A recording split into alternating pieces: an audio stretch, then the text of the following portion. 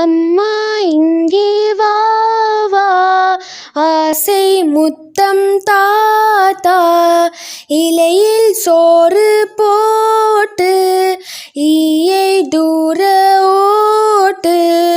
உன்னை போன்ற நல்லார் ஊரில் யாவர் உள்ளார், என்னால் உனக்கு தொல்லை ஏதும் இங்கே இல்லை.